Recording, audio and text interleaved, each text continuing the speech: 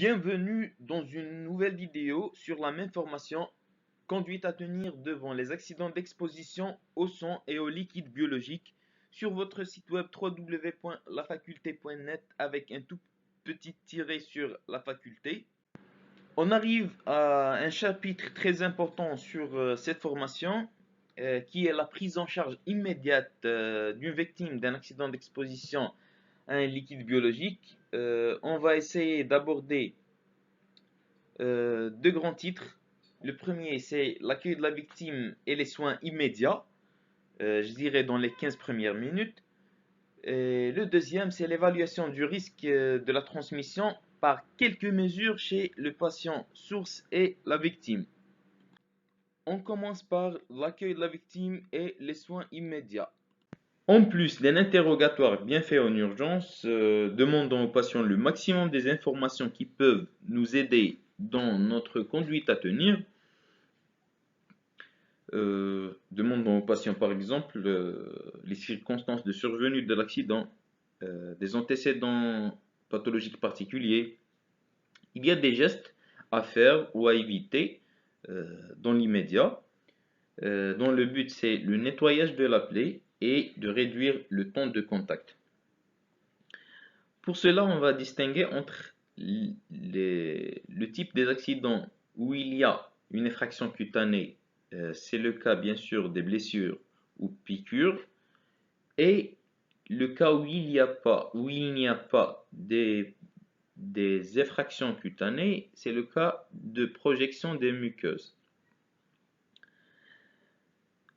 Pour le premier cas, il faut éviter de faire saigner le patient parce que ça sert à rien.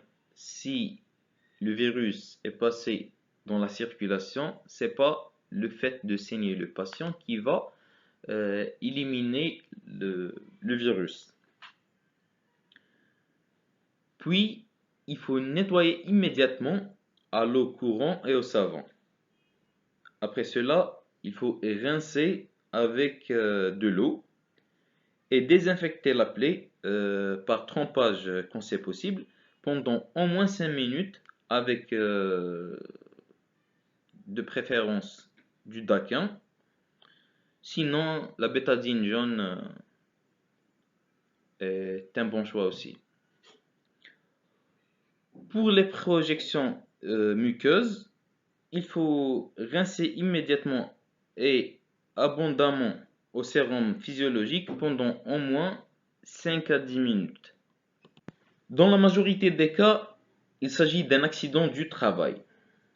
La victime doit être déclarée à son employeur dans les 24 heures, pardon. Et il faut bien mentionner le risque biologique sur le certificat médical initial et bien décrire la blessure.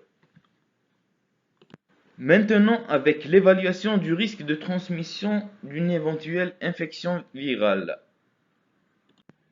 Chez le patient source, l'évaluation se base sur deux choses. La première, c'est le statut sérologique. La deuxième, ce sont les facteurs du risque. En ce qui concerne le statut sérologique, il est toujours nécessaire. On va faire deux sérologies et une recherche des antigènes en ce qui concerne le VHB.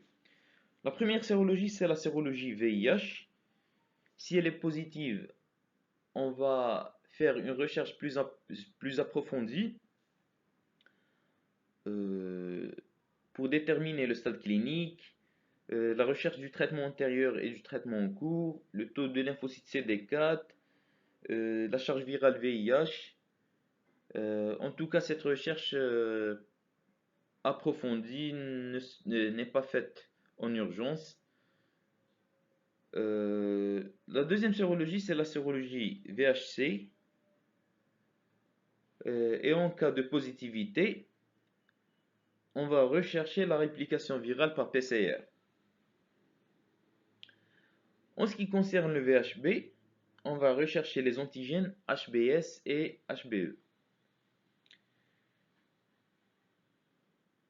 Si la sérologie n'est pas connue, on va réaliser des prélèvements sanguins destinés à déterminer ces sérologies. Et ceci surtout après accord du patient source. Pour le VIH, il est recommandé de faire des tests rapides pour déterminer la sérologie le plus tôt possible, de préférence en moins de 4 heures, pour optimiser une prise en charge rapide et efficace.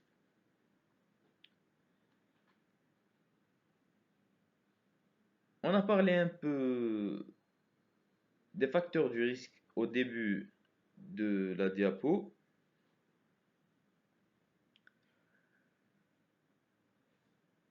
En tout cas, on va les chercher dans l'interrogatoire.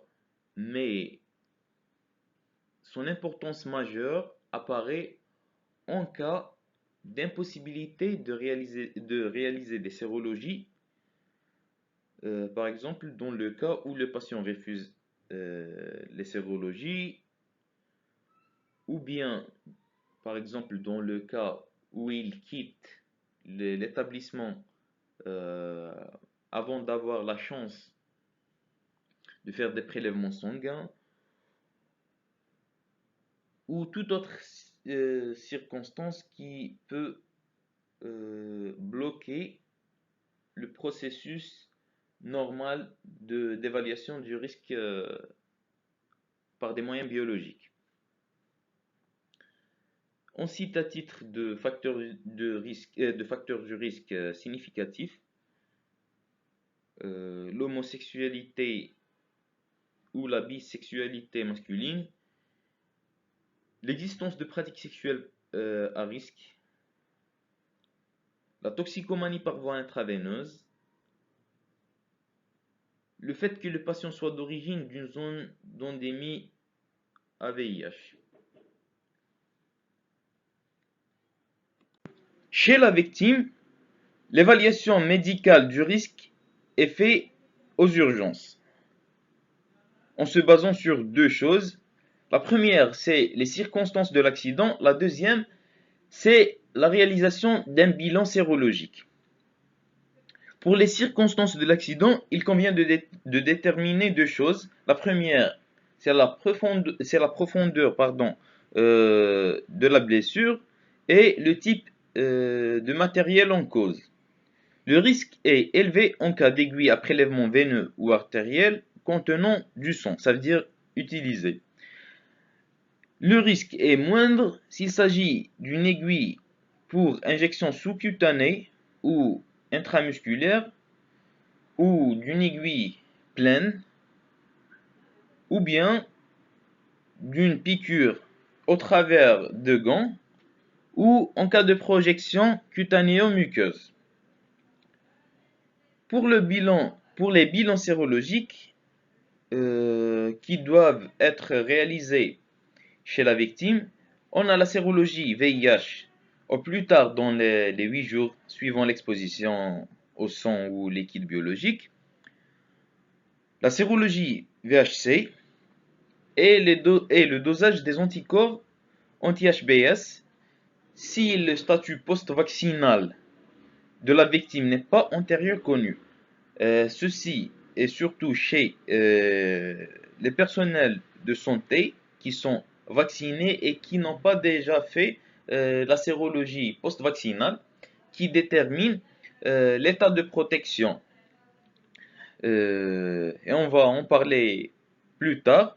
Un titre qui est supérieur à 10 unités internationales est suffisant pour une protection optimale et déterminer un risque nul pour la transmission du VHB du patient source vers la victime.